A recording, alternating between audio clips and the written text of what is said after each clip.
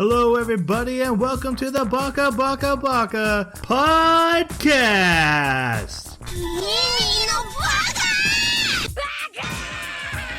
Baka. It's amazing how every time you open your mouth, you prove you're an idiot.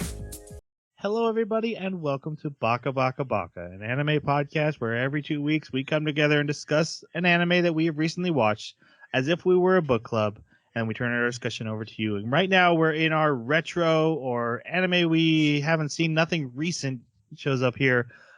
We do 2 of these every year at the beginning of the year. This is our second one, and we just watched Gintama, which is the anime we'll be discussing today. And to do that, I need the help of my co-host. First off, we have the Sheriff of Rottingham to my Prince John. It's Jeremy. How you doing? Doing pretty well. So let's see. The anime I would rather have watched is Space Dandy. Watch it again. I think you're tipping your hat by saying rather, but all right. We also have the Colonel Sanders to my Lord Helmet. What's the matter, Jason? Chicken? How you doing?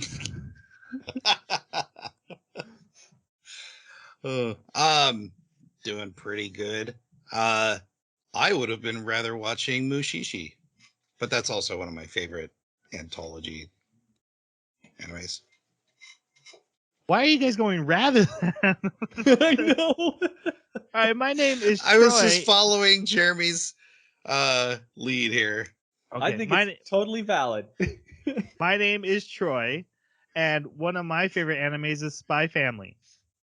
I'm not going to say whether I'd rather have watched that or not. No. Didn't season 2 just drop? They did. I'm hoping we get to watch that soon. But we have, Good. look, Summertime Rendering has showed up. I don't know if you guys know that. That's one we've been waiting for a while. Chainsaw Man just got done. That wink, hint, hint. That might be important in a little bit. We have a request for Poachy the Rock, which was very popular. So that's going to be happening soon as well. We have a lot to watch and get on the show. Mm-hmm. Anyway, we need to talk about Gintama. We just watched the first. Oh, it's Gintama, right? Like Nope. I've been calling it Gintama, but in the episodes they keep saying in the dub that his name is Gin. Right. It's Gin. Okay. I'm going to call it Gintama Okay. because I want to. That's We need to clarify what we watched. We watched the first 12 episodes of season 1. And all of you who are about to tell us, it gets better. Like, it's good at this point. We know. like we know. 200 episodes in. We know.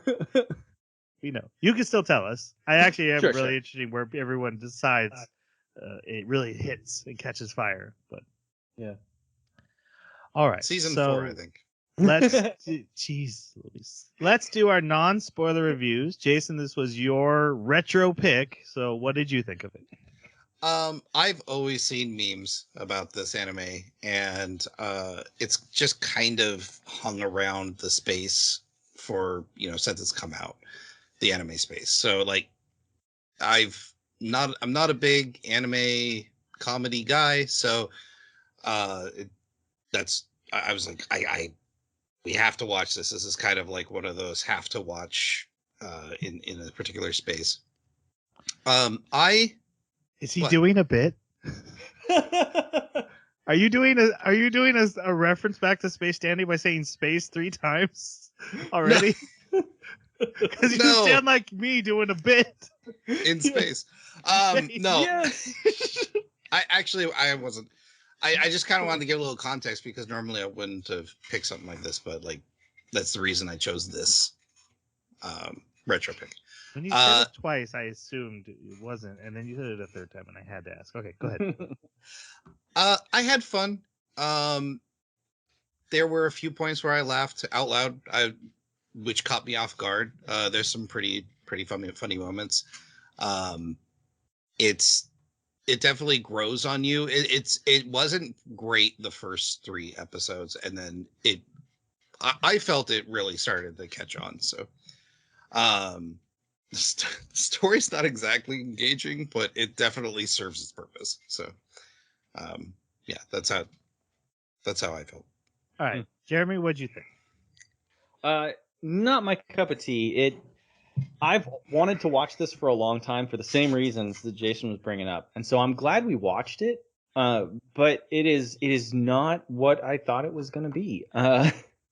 I really expected there to be a lot more like nuanced humor, but it was very in your face, strong arming you humor with like dialogue to make sure you understood the humor and where the reference was. It was almost a bit like self-deprecating fourth wall, like major fourth wall breaking. And fourth wall breaking doesn't really bother me, but this was a lot of fourth wall breaking. So I don't know. There's particularly one character that was driving me nuts through the whole thing. And I think it's entirely because of the dub. He's probably not as bad in the sub, but let's just say I really enjoyed the dub of the last comedy anime we watched, and so maybe I thought that dub would help with comedy, or maybe I just couldn't find the sub. But I regret that decision. I kind of wish I had found some way to watch it in sub. But, and I think that's one thing to make clear. I watched sub, and Jeremy watched dub, and Troy also dub. But I did watch the first episode sub. This switched because it wasn't working for me. Which leads me to my review. I actually agree with Jason. I think it gets better as it's going. Mm-hmm. Mostly, though, I was bored. The humor didn't work for me, even though there's some jokes that definitely hit. I did have some laughs. There's some things that work for me. Honestly, I felt like I was watching something like Digimon. It felt younger than it was meant to be. But even though they're cursing and making some sexual innuendo jokes, this felt young to me. And that could also be the English dub. The English dub is like bad. It just was bad. And almost to the point where I was like, is it a joke that it's bad? Is that part of a joke? I think they might be doing bad on purpose. I think it is. Like when we did Ghost Stories, Right. Yeah, Ghost Stories. Yeah, and they had the really bad dub on purpose just because they couldn't do anything else. This felt like that almost. Mm-hmm. But it also, like I said, I also got the person like when you. I'm not trying to rip on Digimon for people who like Digimon either. I've watched plenty of Digimon, but when I watch like Digimon, I'm like, oh, this is like my first anime, little kid anime. Mm-hmm. And this felt like little kid comedy show, which, by the way, my 8-year-old ended up watching like an episode or two. I just left it on. It was the dog episode, and he was really and he laughed his butt off the whole time. And I was like, okay, that makes sense. Yeah, okay. There is such a thing as juvenile humor. I mean, humor can be written in a juvenile way, even if it's adult humor. Even though I did think the dog was funny. We'll get to that. Yeah, like when you have a restaurant called Booby. Never mind. I'm sorry. I can't do it. I don't know. I think that, yeah. No, It's super juvenile. Anyways, go on. Good juvenile, though. Come on. My apologies. All right. That's really all my thoughts. What did you guys think of the opening and the closing? All right. I like the Nothing to write opening home sound. about. Yeah, the soundtrack was good. I swear, is that Baby Metal? I think it's the singer that does Baby Metal. Like, I recognize her voice. I didn't bother to It look kind of sound like it, didn't it? Yeah. I also like the opening song.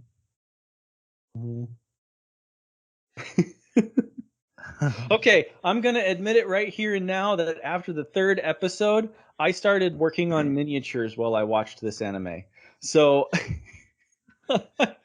I haven't done that before. So yeah, there may be a few things where I'm like, I have a partially developed impression. At least you're honest, I guess. I think dub really did a disservice for you guys. It was painful.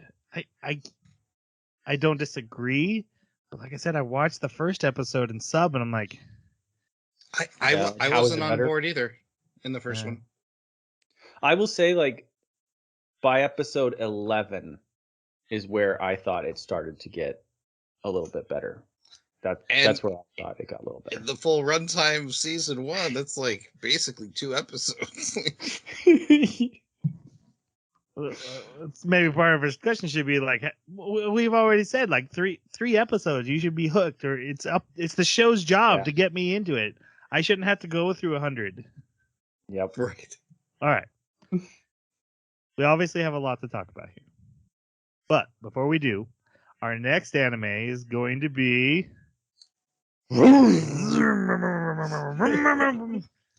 that's right, Bochi the Rock. No, I'm kidding. It's not yet. Bochi the Rock's coming. It's Chainsaw Man. Mature warning. That was a double fake out, just like a Gintama joke. High mature warning. Yes. Not for a lot of people, including kids. Yeah. Yep. And I'll tell you now, the OP is fire. I already know that. I've seen the first 4 episodes. I've only seen the first episode. I'm going to rewatch them. I'm so excited. I haven't seen any episodes. Okay. All right, let's do spoiler warning for Gintama, which similar, but not quite the same as Space Dandy. There is like thread stories that go through this. Mm-hmm. But nothing ever really feels that heavy, or like if you got told a spoiler, like it ruined the show for you. You're not here for the plot. I felt watching it, but spoiler warning you're, anyway. Yeah, definitely here for the antics, not the story. Okay. So, it's Japan, but instead of a British people showing up and occupation, aliens space dogs and space cats. Yeah, and aliens are mostly goblins. Well, no, there's some animals, there's some aliens, but basically aliens showed up, and so we're both in like the Edo period, but also there's TVs and cell phones and cars, so that you can make jokes about both. So, but that's fine. They set it up well enough, and definitely it reminded me of like silly Rurouni Kenshin. They just replaced it with aliens. I actually really like the setting. I think there's a huge amount of potential here, and I'm kind of curious. Did we ever get, like, I know it's only dipping your toe in the waters of Gintama, but did we ever get any like idea of what the rest of the world is dealing with these aliens? Okay. Well, and you have to remember, like, this is Edo, Japan, so like they don't have mass communications throughout the world, and of course at this point they do, but no, we didn't get any information. Yeah, because I'm really curious about that. Like, what are the broader implications on the entire planet? I'm hesitant to do this, but it's going to happen anyway, because I know us. So I'm going to compare something to Space Dandy. And when we watched Space Dandy, I said, when you watch that first episode, you get the perfect sample size of what Space Dandy is. I wish every first episode would do that. This is the opposite end of that spectrum. This is the worst idea for a first episode. In fact, it comes back when Jason picked this. He was like, let's maybe start in the middle where we hear it gets really good. And we were like, oh, should we start in the middle? Shouldn't we just start at the beginning? And then the freaking anime is like, we're starting in the middle. Yes, I hated that. I think that was a horrible disservice for the first 2 episodes to be what they were. Yes. That's what I wanted to say. Well, you don't know anything about the world. You don't know why these people are together. Like, and so none of the jokes really land. Yes. It's so jarring. Yep. Okay. So now let's go to the actual show. We start with. There was the one joke of I missed. That one got me, but that was about it. You missed? Which? The guy who shoots the bazooka. Oh, it's the first time that we see him try to assassinate his leader in the police force, like Sith style. Yeah, and they like in the dub they call it out where he's like, "Oh, are you trying to kill me again? Why would I do that, Captain?" or something like that, or I guess I missed, or haha, you'll never get me. That doesn't happen? That's not the very first thing that happened. We start with Jin. Well, obviously. No, it's just one of the things. I'm just saying in this first episode. Oh, you're saying the things that made you laugh in the first episode. Right, because this first episode's not great. That was the point. Oh, okay. I think Jason thought you were going to skip to 3. I'm not. Okay. All right, so this episode starts with our main couple characters running away from a group of men who are chasing them. We'll start with the first one. His name is Gin Toki. Everyone calls him Gin. He is a former samurai turned odd job worker with a sweet tooth and a future of diabetes. Your thoughts on Gin? I think one of the things I really like about this character is, he's a bad person. And it's funny too because it's called out a couple times throughout the anime, like, oh, he lives by his own rules, but like his own rules are subject to change at all times. But when it comes to like, even though he's always looking for that easy next job in order to pay his rent, which he never does, he always has this redemption honor going on. And I think that's one of the redeeming qualities for him about me is that underneath it all, being so lazy and just looking for a quick buck, if it comes to protecting people, especially people that he likes, and also like he is a accomplished swordsman. Like we get lore on why he's so good. So it's not just he's bad at everything. He is an accomplished samurai, but because there's a ban, he has a wooden sword. So, which he seems perfectly capable with. Right. Holy cow. So, yeah, I liked him. I thought he did a good job for what his character was. I just found him to be kind of boring. The like you say, he was lazy, which that in itself doesn't bother me, except that he's not really bringing a lot of energy to the table as far as entertainment value to me. He's not like drawing my attention most of the time. It's left to other characters to do that, and I don't think they do a good job. So I notice it lacking more in the main character. But I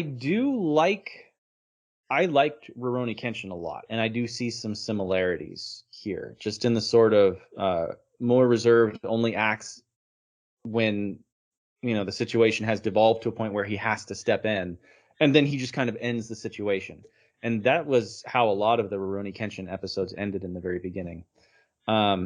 So I did like that aspect of it, and like you were saying, he definitely has some good qualities. When it comes down to it, he does. Like I am left to wonder, though, in the episode where we really see like the history of him and the landlady, I'm left to wonder because he plays dumb sometimes, and I don't think he's as dumb as he pretends to be. He seems to be pretty clever. And so it kind of makes me wonder if the little like bargain that he said he made with her dead husband to protect her was just his way of getting free rent by like, so that there's things where even with his good acts, I kind of wonder how good they really are, or if this is just more cleverness for him to be able to facilitate what he wants to be, to justify it. So, but I don't know. He's not the worst character. The worst character is a different character. I'm sure we'll get to him. He's okay. Yeah. Everything about Gin is something that I love on paper, right? I love that scoundrel. I'm selfish. I'm lazy, but actually I'm golden-hearted, and I'm just reserving my energy for when I'm actually needed. I'll do the right thing when the time calls for, and only at that moment. Though that really works for me, and I do like that about Gin. I really liked he gives a passionate speech in the episode in the hospital that he has some good moments. But for the most part, I find him bland as a shonen protagonist and as a comedy protagonist. He's just not doing a lot with it. I actually compare him more to like Saitama, who's someone who can save the day at the end of the episode when it's time to save the day. And whereas like Saitama, who's purposely made bland, but as a joke and that's working, this guy was just kind of there until it mattered. And unless except for when he's like breaking the fourth wall, it was like he didn't matter he was there. And I had a hard time caring about him. Oh, we're gonna get so many angry emails about this one. All right. Just remember, we only watched 12 episodes, not 200. I'm sure he gets better. Yeah, I mean, something here is working right for as long as the series has gone on. Here, so And and movies. I know, like you said, I know we're going to keep comparing this to Space Dandy, even though they're completely different animes. I think there's a big difference between Dandy was very animated, and he, everything blows up around him. Maybe not physically every time, but just there's always action. With Jin, his humor is dry humor. It's that deadpan dry humor, and that appeals to me. That appeals. Poorly written, deadpan dry humor. I think it was poorly really delivered badly. Okay, both word choice and word delivery in dub were just painful. Okay, it didn't feel that way in sub, especially in like episode 3, 4 through the rest. Okay, but you didn't watch that, so no. All right. So let's touch on the humor then, because even that's not fair. You sound like him an episode ago. I know. Okay, I do not find this anime offensive, even though I don't like it. So I'm not gonna hate it that much. What I kept coming up with through the humor was everything but the kitchen sink. Like, it was just nonstop throwing every joke to the point where I was like, it's 90% punchlines, but almost no setup, and sometimes no setups. They were making jokes, punchlines, but never. And some are set up, and then there's some. I think they do recurring jokes really well, running gags, and I think they do like the rule of 3 really well. But especially like when Kagura and Gin get going together, it's just punchline, punchline, punchline, punchline, with no reason for the punchlines. And I'm like, I guess there's an episode where they are fighting a monster and they start yelling out movie titles while they do it.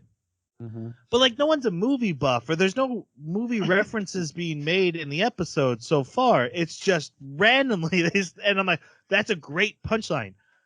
To what though? Right. Well, and also, like, when is this anime taking place? So world, they didn't see these movies, so that means that's just a fourth wall break, which is like, okay, that's the writer making the joke. That's not even the character making the joke.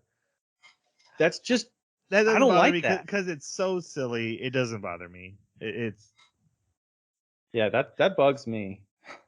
Not my style of humor. I mean, I get it. Some people like it. It just the reason I bring that up, Jason, is because that I don't think is a dub sub thing, because they would have been the same volume of jokes from one to the other. And that, I remember that joke specifically. It did not work for me.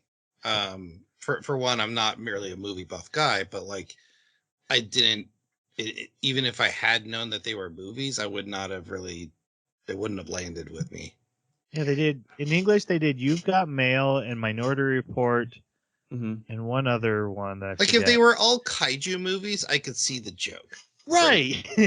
Like, that would have made sense. But set like, up, payoff. Yeah. This is just payoff. And I'm like, okay. I guess. It's funny that you say that everything felt like a punchline, because it didn't feel like that in sub.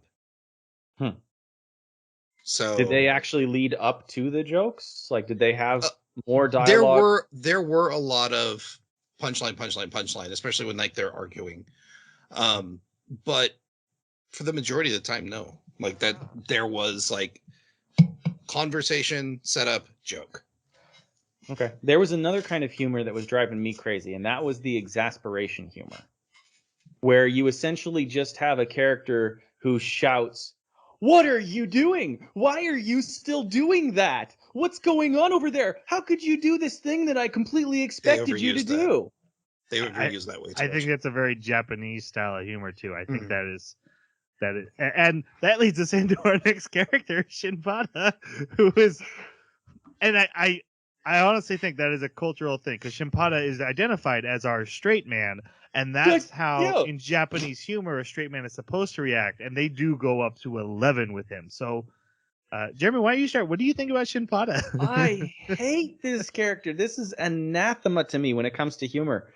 I just find him to be so irritating. For one, I swear that voice is Mandark from Dexter's Laboratory.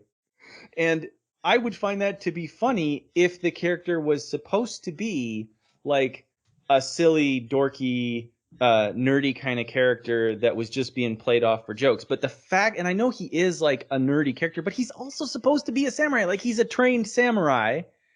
And he is, like you said, the designated straight man. Now, okay, cultural thing, because when I think of a designated straight man, I think of the person who, like Tien in Dragon Ball Z Abridged, right? DBZ Abridged. Tien sits in the background, and yeah, he may be shocked sometimes. He may be surprised, but usually there's sort of a nice, gentle tone coming from the straight man because he's there to react to the craziness, not to be the craziness.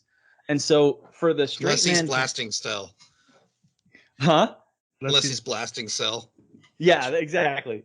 So for the straight man to have the majority of the energy in the interaction between the protagonist and the straight man, it means that the straight man isn't playing off of somebody. The straight man is being played off of, and that just doesn't come across right to me. Like that's not the role of the straight man. So it's probably because of what I've consumed and what I've seen and what I'm used to. Sure, I'm sure it's cultural, but oh man, I found him to be infuriating. Every time he'd open his mouth, he would just drive me nuts. What about you, Jason? He was okay. I was hoping to get a lot more laughs out of him, especially in the antics that he ended up finding himself in. But he, in the sub, he was not nearly as irritating, especially his voice actor. His voice actor did a great job. But they did way over. But like you said, Troy, I 100% agree that it's probably a cultural thing. I'm shocked at the thing you're doing, even though the audience has seen something similar to this 100 times by this point. But he's got some funny moments. So their rock paper scissors scene, I think is like one of his best moments. Yeah. So I'm mostly in Jeremy's camp, mostly because I watched the English dub where he's extra bad. But I was also mostly giving him a pass because I'm like, I've watched a lot of anime and I've seen a lot of anime jokes. This is the payoff. A person, the straight man, whoever's the straight man of the scene, freaking out because of how bizarre the scene is. So while it's not really my cup of tea, I was like, it's fine. So it didn't annoy me, but I also, when he's not in a scene, I'm like, this is a better scene. The scene is better now. Yeah. A lot of his reactions also just didn't feel justified. Like in many of the situations, he was responding with shock to things that he himself had seen many times and should have grown to expect. Like Gintama's behavior. He was constantly shocked by Gintama's behavior. Gintama, I think means balls. Yeah, okay. I think it has to do with their balls. So they call him Gin. Yeah, they call him Gin. So Gin's behavior. And like he's kind of living with this guy. He's spending so much time with him. He knows. How are you shocked by just the fundamental behavior of this character that you spend so much time with? That's just, I don't understand it. So he has, for what I consider good straight man moments, is like when he's asking Gin for help and Gin's like, you just gotta show me the money, and Shinpada's like, you haven't paid me in a month. Yeah. And I'm like, see, that's a good man reaction. You said something stupid and I came right back at you with like cold hard logic, and broke down and showed you how stupid you're being. But then it would be right back to, why you never paid me in a month? That's right. It's like, okay, that's right. So he had some moments, I thought. Yeah. But not great. All right, then our third main character is Kagura, a little alien girl with super strength who loves to eat food and is bizarrely more stupid than everybody else here. It's gender swapped Goku and aged. What do you think about Kagura, Jason? I liked her. I thought she was a good addition to the group because she wasn't a mirror of Jin or Gin when they came into situations. She always had her own antics that to lend into the joke. Also, I really like that. She seems to be this powerhouse for the group, but she's always sleeping or eating, so she's never there when they need her. I did like there was one scene in particular where it showed something bad was happening to them, and then it panned back to her, and she had like this. I sensed something, and I think it was like I'm hungry or a show her on or TV something. show. Show is A on. TV Yeah. show, Her TV yeah. show was on. That was good. That was a good joke. That yes. was good. Yeah. But I love her dog too. That dog has some good moments. But yeah, I do like what she adds to the comedy trio. So Yeah, I can agree with that. She's the character that I was having the least trouble with. I actually found her to be funny on a handful of times because, like you said, she's doing her own thing. She's got her own comedy skits going on in the background that don't really have anything to do with the shouting back and forth or the ridiculousness, and that's pretty great. One issue I have with her is just it's probably a stupid issue to have with a show like this because the show doesn't take itself seriously at all. So why should you even think of this? But I'm going to say it anyways. And that is when she gets stuck inside of these barrels with them, and then she says, "Oh, I'm stuck. I'm stuck." no, you're not. Yeah, exactly. Like she could so easily get out of there or accidentally hurt them while trying to get out of there. Like, yeah, that was just, it was weird because I was like, either say I don't want to hurt you guys or something, or have her break the pot or something. But of course, it had to be there for the joke. I know, I get it. I especially loved her meanness. Like she is specifically is to Shinpada the most, but she is mean. She's always insulting everyone as they're like helping her, going out of their way for her. She's calling them names and stuff. That was a good character trait that I hadn't really seen coming. Doesn't really fit this type of character that I thought worked well for her humor. All right, we're gonna go a little bit into the episode. We find out that these three characters who do this running from these goons, and then they get away, and then they get cornered again. But they had broken into their secret meeting, so these goons think they're busted, but they were just looking for a cat for one of their odd jobs. And then they see the cat, and they end up running after it. We then see some bad guys having a secret meeting, and the special police arrive. And so we're going to talk about the special police as one, but there's three really main characters in the special police. There's Chief Kondo, who leads the special police, but he's never like actively leading them. He just seems to get reported to and doing his own thing. There's Vice Chief Hijikata, who's kind of the main character of these special police, and there's Okida, who's the best swordsman and probably a psychopath, homicidal murderer. Yeah. All right. So what are your guys' thoughts on the special police characters? I think they do their job. And they usually lend some brevity to the scenes that they're in. Because they're trying to be just amazingly serious, but they're just so bad at their jobs. And it's funny too, because since they're the only ones who allowed to have swords, because of the sword ban. It was funny to watch them do fairly incredible feats. Like one time, Kondo ends up slicing through a television set, or was that Hijikata? But then when he clashes with Gin's wooden sword, like he blocks it. So with a wooden sword, yeah. With a wooden sword. It's his key. It must be his key. Yeah, it must be his key. But I think I think their antics among themselves and not with the other characters in the story was more funny. Like their interpersonal um, fights and stuff. Mm-hmm. I'd agree with that. I actually enjoyed the cops episode for the most part, and that was really mostly about them. So yeah, it's funny the skit that they have going on, recurring with Okita trying to kill Hijikata, mainly Hijikata, but also firing into pedestrians and things like that. That was funny, but yeah, they were definitely background characters. I'm debating whether or not I would actually find a show about them to be more funny than it was about Gin and his friends. And I think I would. I think I'd actually find it more funny. I just want to give a special shout out to the Okita character because he was probably my favorite thing. He's a comedy trope that works for me. The psychopath that everyone keeps around anyway. That everyone just kind of ignore how evil he clearly is.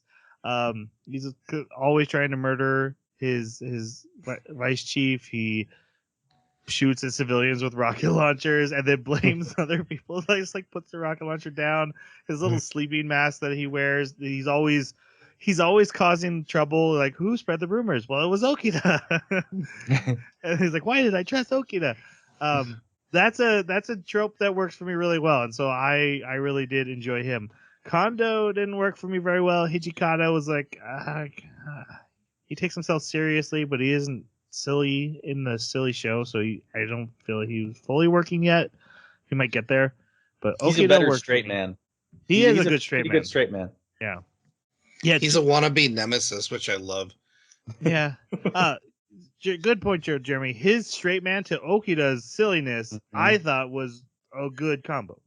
I agree. All right, so now we're going to go back into plot because that's all the real characters we're going to touch on. And I had said this last week that I almost wish we had watched these together, this and Space Dandy. I could have seen that.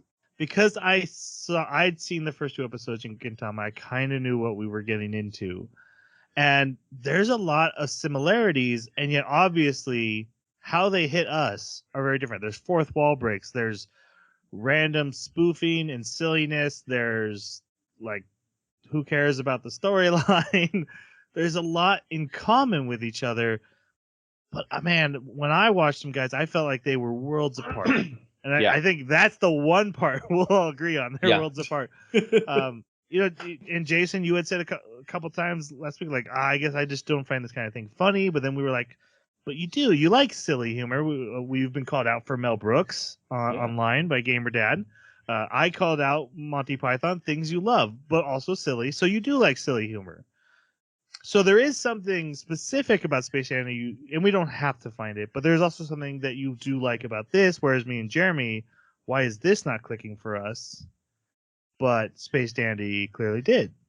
So I'll call out that the higher silly content within Gintama, I wasn't a huge fan of. Some of it made me smile, some of it just kind of passed over me. I was really thinking about, because Jeremy asked this question about a week ago, like, why would you like this if you didn't like Space Dandy so much? A couple things really stood out to me. One, the constant boob and butt jokes, I think, really turned me off.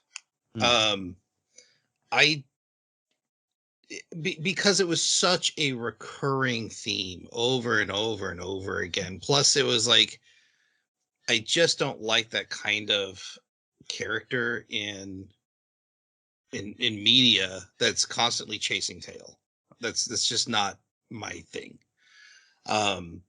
Second, Dandy himself is just over the top all the time, and that doesn't appeal to me either.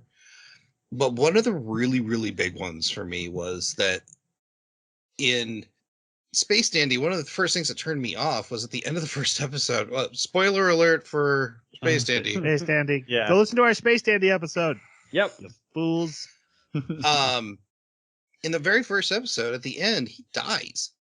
And I 100% disconnected from their character at that point because I'm like, there's no reason to care about this character because anything and everything can happen to him. In Gintama, even though it's not great, there is a continuous storyline that happens from point A to point Z. Like I can follow a continuity, and when they make callback jokes to earlier things, it hits for me. It's something that I can kind of follow along with the characters. I can watch the characters either have an arc, or if they don't have an arc, it can be kind of funny because they're not learning from their own lessons. With Dandy, he's never learning anything new because it's basically Groundhog Day, and that just wasn't appealing to me.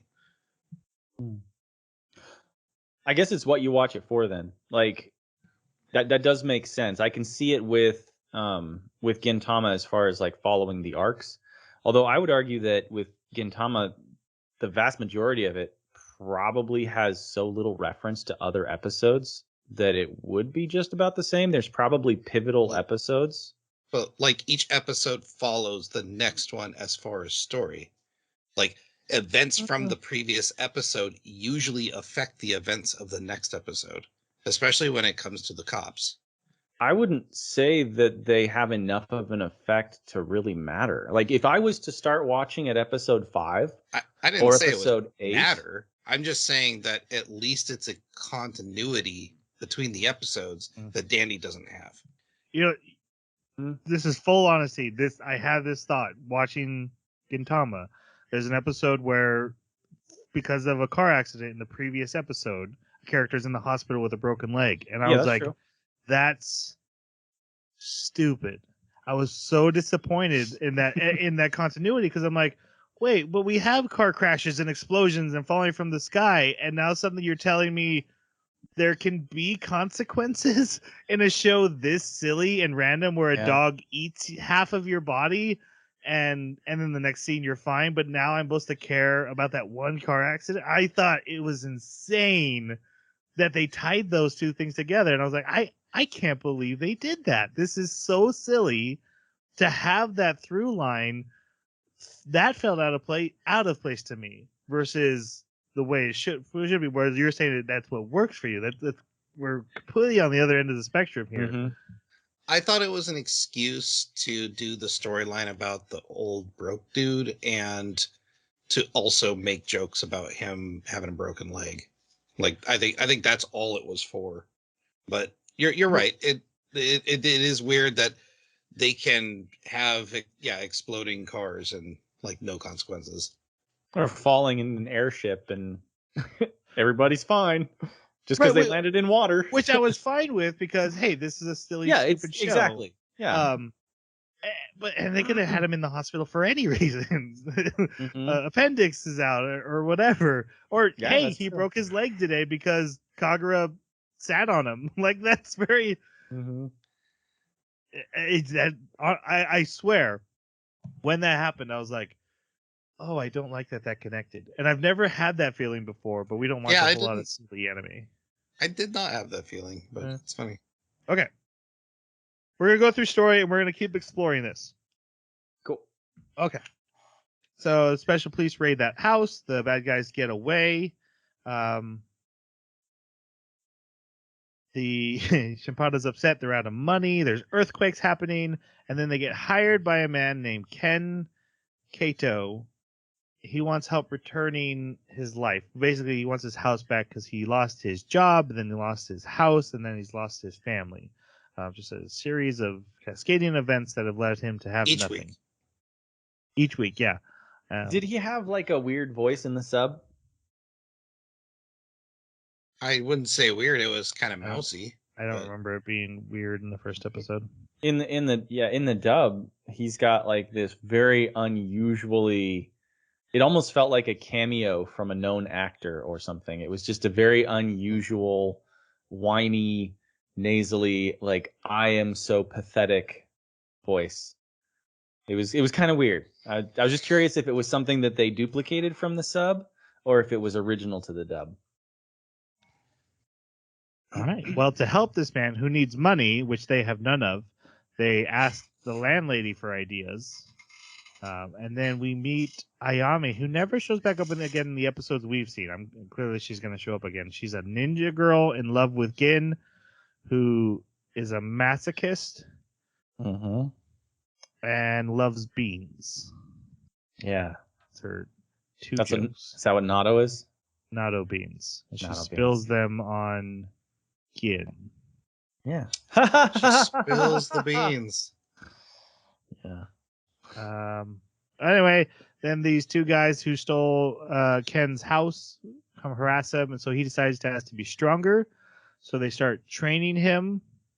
Doesn't go well. It doesn't go well. Gin goes to the embassy to check it out, and he runs into a guy he always calls Cobra, but his name is actually Katsura. And I'll bet you that's a funny joke in Japanese. So better in sub because he calls him Zuka. Zuka. Does that mean something? I think it's a short version of Katsura. So it just sounds like he's saying, just don't use a nickname on me. Like, yeah, refer to me more formally or something like that. Right. Basically, like, yeah, stop calling me that nickname. I don't like that nickname. Even though, no, he uses, and he's the only one that calls Gin by his full name.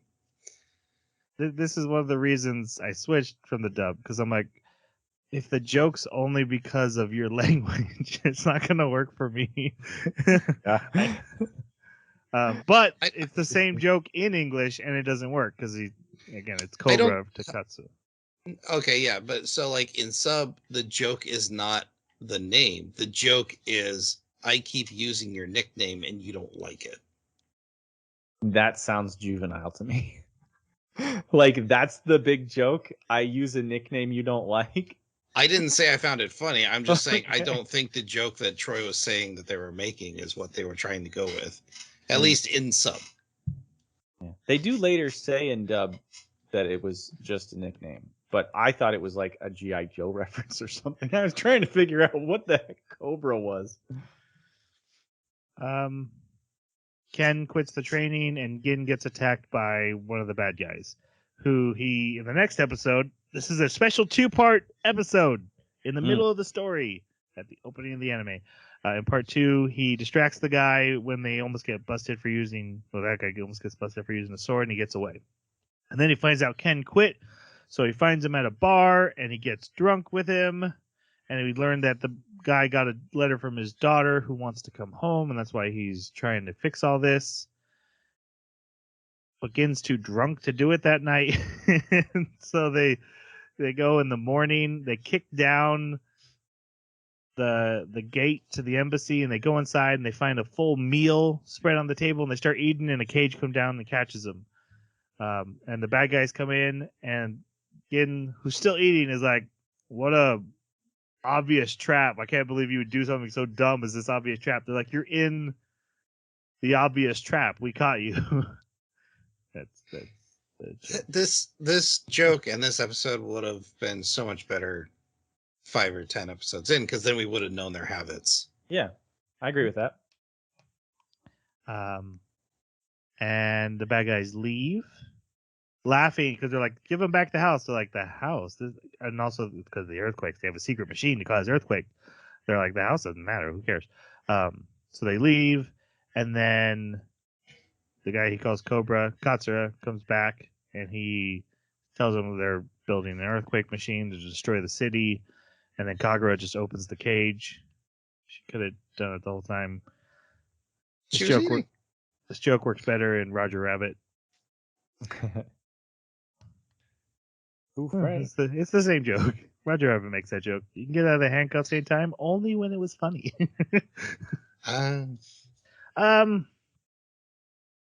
They go to his house, Ken's house. They go the wrong way. When they get there, the special police are already battling. There's a Michael Bay joke. Did they make the Michael Bay joke in sub? It's Okida shoots his missile, and Hijikata's like, "What are you, Michael Bay?" No, they don't make that joke in sub. Okay. I really considered trying an episode or two in sub, and I just I really didn't want to when I just watched another episode of Space Dandy. No, especially later on, sub worked really well for me. I feel like that's an excuse you were just using. No, I actually read that the dub was bad, and I did it anyway. Not to tank my thing, but like I said, when I watched the sub, I was just like, I just don't feel like I'm culturally connecting. I'm hoping it works for me in dub. And it did not. Ken has to face. Actually, this joke I laughed at. Ken has to face the bad guy by himself, and he runs at him, and he's like, "You can't see me. I'm John Cena." Yeah. Okay. I like these reactions from Jason. Yeah, that was not in the sub. That gives me hope. You did. Okay, because John Cena's whole thing is you can't see me, right? Yeah. So that was the bad Ken saying, "You can't see me. I'm John." Right. Didn't his face become like John Cena for a second? Yeah, his face does, well, not like John Cena, but his face became, does. like, really masculine. Yeah, and actually they call that out in the anime. What's the joke then? Okay. All right, doesn't matter. I mean, no, that was first episode. No way to remember the second episode. He falls and beats the boss, and then Gin destroys the entire tower. Then he leaves to go chase the cat again, and Ken turns out to be, now he's a famous singer on TV, and he got his family back. Mm-hmm. Oh, and someone made a One Punch Man reference in the English dub too. They said, "I'm going to beat you with just one kick, man." You remember that one, Jeremy? I don't remember that one. Or at least I didn't realize it was a reference. I might not. Someone said, "I'm going to beat you in just one kick, man." And I was like, "Oh, I think that's a One Punch Man reference." That does make sense. Why are we making weird cultural references? They do that constantly. Yeah, that was my experience with Gintama. Yeah. Nonstop aged. Yes. Cultural references. Pop But culture English references. cultural references, not Japanese. Well, yeah, but if they had listed a Japanese actor, I wouldn't have understood it. Right. Like, it's got to be John Cena or well, and I mean, wouldn't that just mean that if it's in Japanese and they're just trying to be faithful to the sub, then they were doing the same thing in Japanese, and you just assumed it was funny then? Because you didn't know the reference? Well, like I said, I didn't really like this first episode for one, but for two, I don't remember that John Cena joke or the one kick man joke. Yeah. So, all right. In episode 3, now we're actually at the beginning of the story, and we see an old man dying and wishing for the time of the samurai, and his 2 children next to him. And one of these is Shinpada. This is Shinpada's basically origin story. We see him at his place of work getting berated by his boss for his use of a cash register. Some aliens start harassing him, and they trip him, and it ruins, who's sitting nearby, Gin's parfait. Gin, horrific sweet tooth, has to eat sweets every day. And so he's upset, and he starts a fight, but he leaves his sword on Shinpada, so he gets blamed for it, and then Shinpada runs away from the police and chases down Gin. Shinpada's sister finds them, beats them both up for what happened because he's lost the job, and Gin is the one who cost him the job, and they have a dojo that's struggling to stay afloat. Yeah. So Gin offers his services and hangs out with him for a while, and then this bad guy shows up and he's like, "Hey, you owe me for your father's debts. You're supposed to pay me by now, so I'm going to take your sister Otoe. She's going to have to work in my dingy nightclub in a spaceship, flying airship." Yeah. It's basically boobies. It is. He's trying to create boobies, but with leggings. It's not a restaurant for one. It's true. That's true. It's not a restaurant, but I mean, he's just starting. Yeah, maybe he'll branch into being a restaurant. Yeah, maybe. Who knows? But he's a bad guy. Nice try, Jim. Yeah. Nice try. Well, the guy that made the boobies restaurants probably was a bad guy. To be honest, Jason, I had the same thought and was like, "Can we use this? Use this? Jason, I don't think it works." No. Gin would have to be like, "I love that idea, and I'm going to go there every episode." Right. I'm gonna get a punch card. Even though it gets a little Thinking the same creepy because thing. he's like, put on this outfit, and then he's pinning her down, and he's trying to dress her. The bad And- guy, not Gin. Yeah, and the animation for it looks like he stops trying to dress her and starts doing something else. Right. It got a little weird. Yeah. Meanwhile, Gin is making a cake because he does.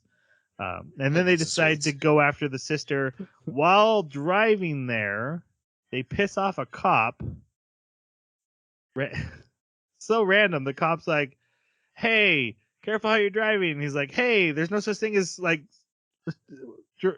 driving laws yet. What are you talking about? And then the cop gets pissed, and then he steals his cop car, flies it to the alien ship. They save the sister. Okay, this joke works for me in this episode. How? No, not Oh, the the cop. next joke. The next okay. joke. Gin's like, I'll take you all on, and he does the anime protagonist third episode thing. Very like, I'm very powerful, and we're not facing guys who are a challenge for me yet, so I can beat everybody.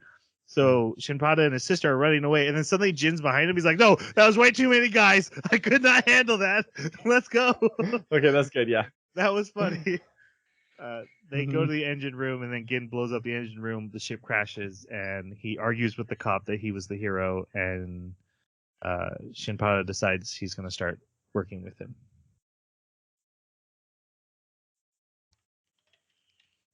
I just want to point out that at this point in Space Dandy, Jason had pointed out like 3 or 4 great jokes that we had missed, and he hasn't yet. I'm waiting for you. I want to cry laughing. The real reason I'm pointing that out is I don't want to do a disservice to this show for people who do think it's funny, especially you. I want to give it its equal time. I want it to be fair, and it's not fair because as me being the person who's recapping, where I was laughing so hard over DJ.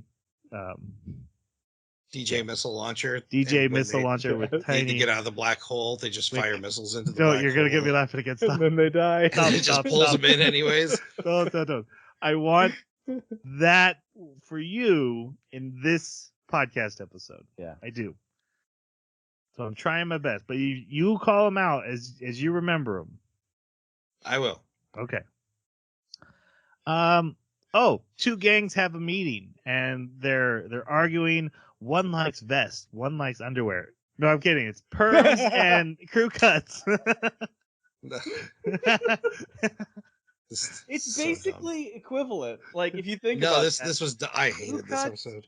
And Well, okay. perms. Come on. Jeremy, in Jason's defense, it was 5 seconds in this episode. Well, the perm joke went on, but not the perm versus crew cuts. Whereas there was a whole episode of Space Dandy about vest and underwear. That's the beauty of Space Dandy. It dives in, explores the comedy. I know. It doesn't explore anything. It just goes too far with the joke. Hey, he explored space, like combing it through it like his pompadour. In Okay. space. All right. Now you must trade your most prized possession. Never mind. Okay, keep going. The perm gang has a secret weapon who takes out the crew cut gang, and this ends up being Kagura. And it's comic book day, so Gin is driving, and he ends up running over Kagura with his scooter. And this is the first of one of my favorite jokes. Not this first time. I was like, this is weird. It doesn't make any sense. Gin runs her over, and then Shinpada's like, what are we going to do? He's like, first, let me find a time machine, which he looks for in a vending machine. He also says he needs to cool off. So he's sticking his head in the cold. I didn't catch What? that. In the That is dub. not In in the the- English. In in the the English sub, dub, yeah. he just says, I have to find a time machine.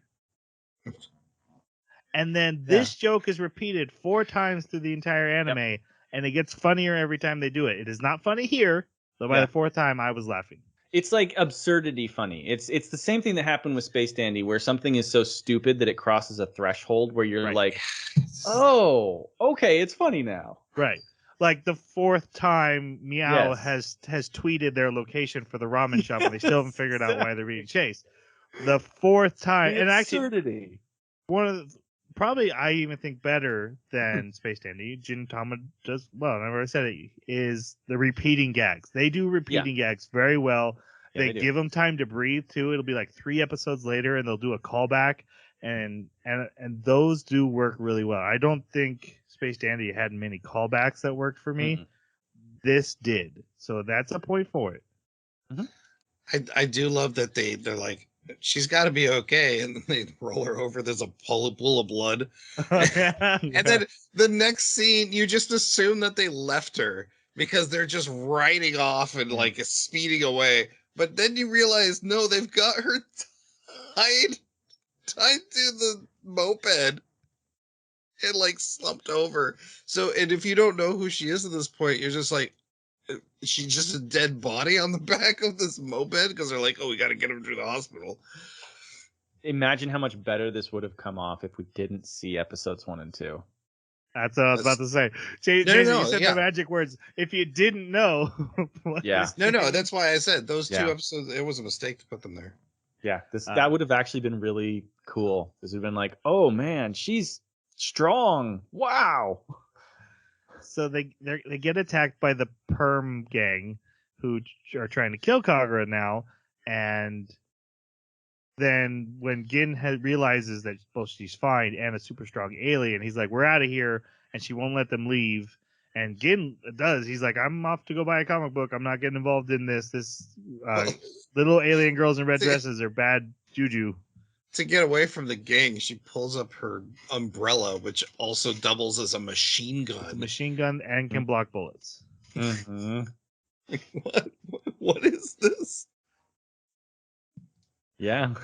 Man, if you think that's funny, there's in Space Dandy, there's this record player that doubles as a missile launcher.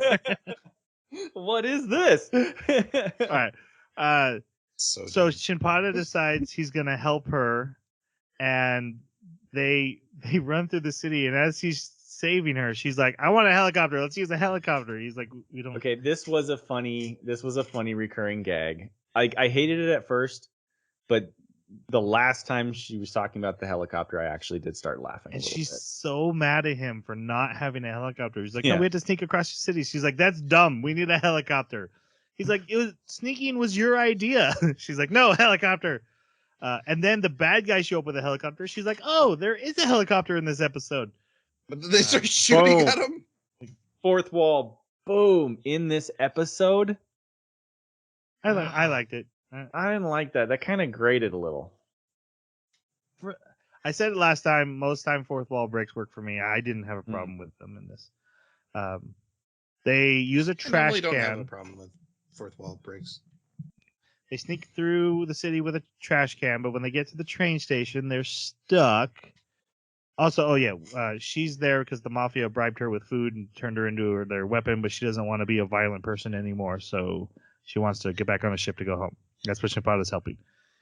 The mob boss catches them, rolls them in front of the train right when Gin shows up from his failed comic book shopping, and he saves them. And then she gets out of the trash can and she's like, "I've decided that the way I'm going to change is by murdering you." And I laughed at that.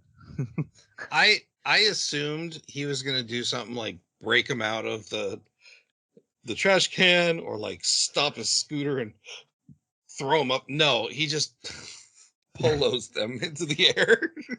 Yeah, he whacks them. I did not expect that. Comedy is so subjective. There's no other takeaway from this. That's gotta be that. Because I didn't expect it either, but I also did not find it to be funny. Like it happened. I wasn't like I didn't laugh out loud, but I did. You think just it was laughed humorous. now. You did. Well, yeah, I laughed explaining it, but oh. This is just gonna come off as us picking on Jason. I know. We're We're so mean. That's funny. There are jokes that I think are funny in this. Very yeah, good. like the one she gets out and her like, "I don't want to be a violent person, so I'm gonna murder you." Again, does buy his comic book. They shave the guy's perm, but she doesn't. Punishment. She leaves a smiley face on the back of his head. And also, the only reason he showed up at the train station is because he wanted the Shonen Jump. He had no idea they were there. That is what he claimed. I don't fully believe him, but probably, I don't either. Yeah, it's one of those things. Pro tip. she decides she's not going home because the spaceship fare is too high, so she's going to work with Gin and Shimpada until she earns enough money to go home. And then she eats all their rice and the rice of the landlady. And that becomes a recurring joke as well. Yes. Yes. Is the landlady a hostess? It's a hostess bar, right? But It's not a like... snack place, but they also serve drinks. I couldn't tell. Like, I kept wondering, is she like a prostitute landlady? Like, is it a No. brothel kind of No. hostess No, thing? no. Or is she No. just... Okay. But I do think it's similar to the bar where the sister works, where like the waitress sits with you while you eat, like that kind of hostess, Except we never see her do that. She's always behind the counter. right? And she only has one waitress ever for one episode. Right. Yeah. Anyway, a courier crashes outside their home, and he asks them to deliver his package for them, He- asks them to deliver the package for him. He's possibly dying, but here's the landlady just beating the crap out of him for crashing into her place. Yeah. So they go to the embassy, and it's the dog alien embassy, which are like the first aliens shown in the opening montage. Well, speaking of opening montage, one of the episodes starts with, "We've heard this montage enough, let's stop it." And I had the thought back to Space Dandy of Jason being like, "I don't want to hear a montage no more." I skipped I it did- every time after like the second episode. I was so done with it. I did Even think this it one? was- Oh yeah. Okay. I did Yeah. think it was funny when the voice said that, though. That cracked me up. I was like, okay, that's creative. That's good. I like that.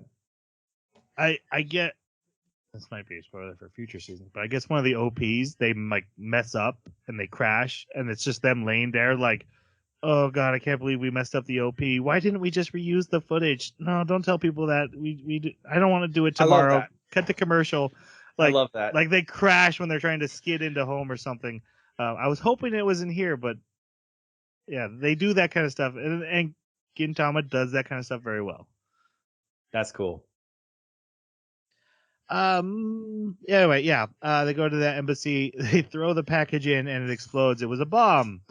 And then Katsura, this is his actual introduction, rescues them from the guards, and it turns out it was his bomb, and the courier worked for him, and this was all a setup because Gin used to help fight the aliens back in the war, and he wants Gin to help join one more battle, and they're going to take out the Spaceport Tower. Spaceport Tower, right. And bomb it, and Gin's like, "No, we lost the war, and I don't like losers who don't realize they lost." Which is an interesting character philosophy. It's probably the most interesting thing about him. You certainly hardly ever see that in anime, especially not in Yeah. a protagonist.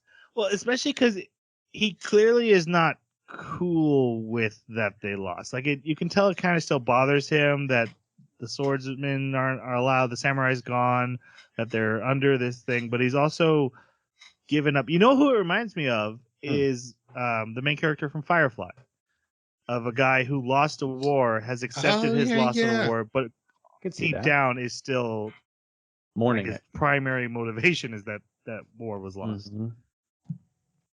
Yeah, that's cool. Anyway, they were caught on camera, so they have to hide at Katsura's place. And he introduces them to their rebel cell. But then the secret police, so this is the secret police's introduction as well, true introduction. And they attack this rebel cell while Gin and his friends are there. And Hijikata tries to kill Gin, who ends up surviving. They all get locked into a room hiding from the secret police. And Kagura activates a bomb. At the same time, Okita is gonna fire a missile into the room. Well, the whole reason Gin got away is because he fired a missile at Gin and the chief, the vice chief, while they were fighting. And then the chief yells at him. He's like, "Dang, I missed." He's like, "Were you trying to hit me?" So the bomb's activated, so they just come running out of the room, and the secret police are like, "Bomb, get out!" And Gin and Shimpada and Kagura are playing like hot potato with it, and they make Which goes on too long. No, I like this joke. You 'Cause did? Okay. There's I forget what they were saying though. They were like doing a play on words to see who would get stuck with the bomb. It was almost like a word game they were playing while they were running with it. But it ends up being Gin. They throw him out the window, and he throws the bomb and manages to He survive. did not volunteer to go out the No. window, by the way. Kagura No. just boots Kagura him through decided. it. Yep. Also, this is the first episode I noticed where the reporter's name is said out loud. Maya Okay, Suzuki. That was good.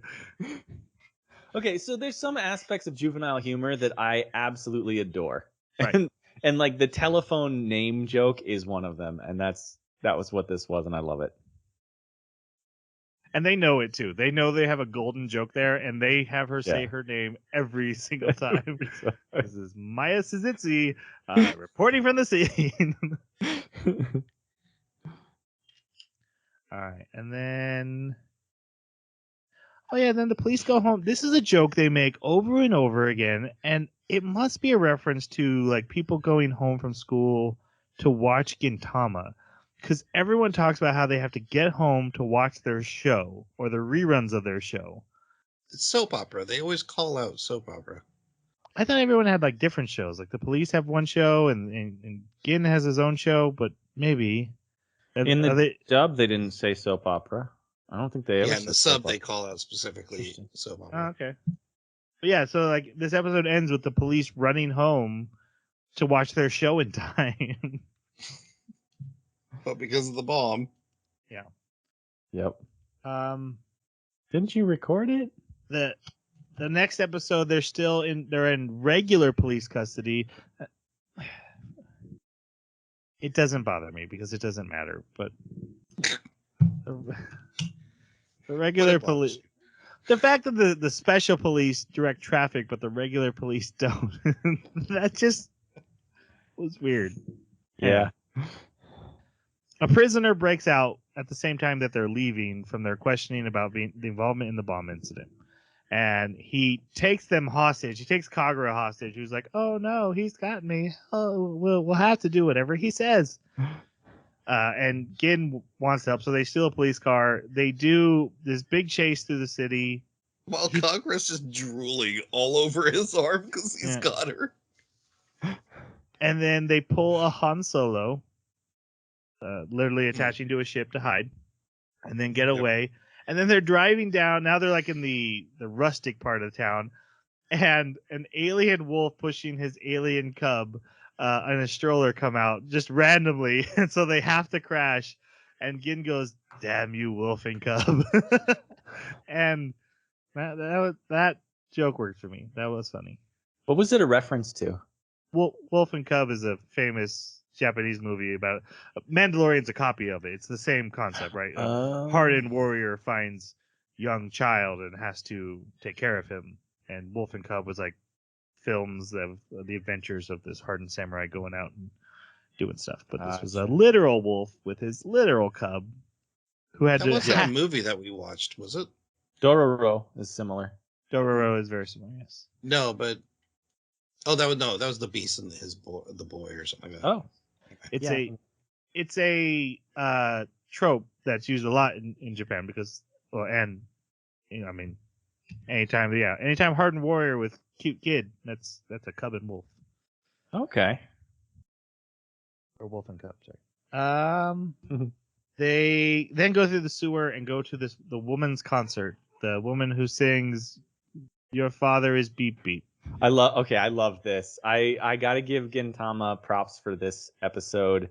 I was dying every time she was singing "Your father is beep beep, your father is bleep," or was it bleep bleep? I think it was bleep bleep, not beep beep. Yeah. And that was just killing me. Just the fact that she was off tune the entire time. I really, really like that. I think it also like says something about teen idol singers, which I don't know if I'm reading too much into it or not, but I mean, it seems like it's saying that they may not necessarily have the skill. There's just an obsession with them, or maybe they've got really good agents that are getting them into, different deals. Mm-hmm. But just, I really enjoyed the ambience. This episode, I thought, had really good background comedy that was just constantly going. So they get to this concert, and Gin, thinking this prisoner who's like, I just want to be free for a day. Just wanted to see a pop idol concert. So he leaves. He sees Shinpada leading the idol group, fan group. Of course, Shipada's leading an idol group. And then the manager yells at him, and then the manager sees the prisoner, and they go have a talk, and they're both the parents of the idol. And she's like, you should just leave. She doesn't want to see her murderer father. And then Gin has a talk with him while struggling with his own gum. And this man had promised his child, who was a terrible singer, that if you ever became a singer, I would show up to your concert. So he and had give to you a million roses. give you a million roses. Uh-huh. Do we really have to tie it to the emotional beat? Are we there? Is that where we're at? I think it shows the softer side of Gin. That he went and voluntarily got the flowers. That's fair, I guess. Okay. But then they find out one of the alien fan club members, they show love by eating you. So he's trying to eat the singer. This was a great call out to fanatic fans. I really liked that idea that, you've got a fan so obsessed that they want to become one with their idol. Yeah. The dad puts on a bag on his head and saves his daughter. And then gets knocked down, and Gin ends up having to defeat the alien. Actually, they all attack him, and this is Shimpada's the one that knocks him out. It is Shimpada. This is where they make the random movie references. I remember I wrote down Kagura's line, I came to help, you've got mail, which is a Tom Hanks Meg Ryan movie from late 90s that I don't know if anyone remembers. I do. But you know what? Meg Ryan's fantastic, and I'm all for the Meg Ryan comeback. I'm ready for it. Okay? Keanu Reeves can come back. So random. Yeah. I didn't know. Was that like a debate online? Some people are not ready for Meg Ryan coming back? No, but where'd she go? When was the last okay. time you watched a Meg Ryan movie? It's true. I think she just went the mom direction. But Jack Quaid, her son's in movies. Yeah. Jack Quaid's got a hit with the boys. Wait, did she marry Dennis Quaid? Yeah, I think they're divorced now. But yeah, their son Jack Quaid, who was in the new Scream, and he's from the boys. That's their son. And that's awesome. He's pretty great too. But okay, so full disclosure, I watched Joe versus the Volcano randomly last night, and she plays 3 characters in that movie, and she was fantastic. And I'm like, Tom Hanks is still in stuff. Where's Meg Ryan? Yeah, she was good. I remember enjoying a lot of her movies growing up. Yeah. Great. Back on track. Sure. You know, that was a very Gintama moment of me. I'm sorry. That's fair. Okay, then Gin gives the prisoner 3 dandelions. That's all he could find. And so the prisoner gives that to He the tells him girl. it's not a million roses, but you're going to have to really talk it up. Yeah. The prisoner gives it to her and is like, don't worry about me. And she's like, I know it's you, Dad, and thank you. I'll always be waiting for you to come to my concerts. And so he turns himself into the cops. And she starts singing, Your Father is a Bleep Bleep. Next episode is the missing octopus. They get hired by a government immigration official to help a prince find his lost octopus pet. Is this Kondo? It looks a lot like Kondo. Is that a DBZ character? No, Chief Kondo. Oh, no, the character, it does look like him. I wondered the same thing for quite a while. Like they both smoke. They both got that, hair on the chin. Yeah, but this guy's got a huge schlong. Yeah. It was very, very important to emphasize. Why did Kagura ask that? Yep. I was wondering if it was a Japanese word thing, like his name sounded maybe like Big Schlong, and so then they started calling him Big Schlong. But in English, that wouldn't translate, so they just went with the Big Schlong joke. Maybe. It didn't work for me. No. Anyway, they had to came find across as dumb. That's all. They had to find this Okay, octopus. but boobies you laugh at. Yeah, just because like there was more to it. Like it was an entire character philosophy of his. Like it was his character definition. So to see it was just a repeat of him being a silly guy. But in this case, it was like just out of nowhere. I didn't see any propensity of hers to behave that way or to be perverted. But just all of a sudden, she's like, "Ah, big schlong." I'm like, Maybe where's the that's it. Maybe background? I don't like perverted comedy. Then I guess. I do. Yeah, I do too. But the reason I didn't find this funny is this is the punchline with no setup. It's just the word big schlong. Space Dandy's funny because he talks about like how important the butt is to him, but then his favorite restaurant is boobies, and he talks about boobies all the time, and so he's his own And then when he dichotomy that doesn't make any sense. Yep. In contradiction. Yeah. That's what I meant. I just wanted to say dichotomy. You caught me. Psychotic contradiction. All right, so they search for this octopus. Mm-hmm. There's a search montage. My favorite part is when they find like this lady of the night, maybe, and they're like, "You look just like the octopus." She's like, "No, my name's Vanessa," or whatever her name was. Okay, I genuinely laughed at that. I forgot about that one. I forget what the octopus's name, but they're like, maybe you could be Octopus Vanessa. She's like, no. Pesu. It's Pesu. Yeah, that's right. Pesu. Pesu. You could be Pesu Vanessa. Like convincing her because they were like, at first they were like, no, we're not going to look for this octopus for you. Yeah. Then they're like, right, but we have a healthy reward. They're like, well, okay, where did you last see it? That was great. Just the fact that they're trying to force this poor lady to be the octopus. So when did Shin suggest the pot that that's at the very beginning. They go to the harbor and he's like, "Well, what about like an octopus pot?" Which octopus like to crawl in the foot. Yeah. Then we get the whole search montage because they tell them that's stupid, and then at the end, it's just them in a giant pot in the middle, at the same place they started at. And he's like, "Why didn't we just do this?" And he's like, "No, this is a great idea now. Shut up." And then they argue in the pot, and I forget what the argument was, but I do remember laughing at their argument in the pot. So whatever they were saying, I remember chuckling. And then the octopus does show up, but they can't get out of the pot, so they roll after it and they run it over. So they take it back to the prince, and it's all flattened, and he's all upset. And Kagura's like, "Don't worry, I'm just gonna cook it." She throws it in a pot of hot water. No. So okay, the prince's like ambassador like lets them know, it's flattened and it's almost dead, but we can kind of revive it if we pour hot water on it because it's from a planet where that's where it likes to go. Hot water. And then they turn around and Kagura's cooking this thing over an open fire. And she's just like, we're gonna have sushimi. See, that is not what I heard. What I heard was it's a good thing you guys didn't put hot water on it because it would return to its original state. That's what we got in the dub. Oh, he was trying to comfort him about why it was okay that it was flat. Oh yeah, totally different. Interesting. Okay. But she is cooking it, and it does become a giant monster because it's from a planet with hot water. And that's when he's like, "What are you doing? That's gonna make it so much worse." The immigration official won't let Gin attack it because we have to do what the aliens want. But it grabs. It was because they needed to return it unharmed.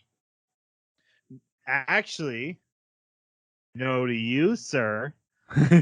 He wanted it to kill Shinpada, so that way then they'd have a good reason to kill it before they harmed it. Right. So that does come up.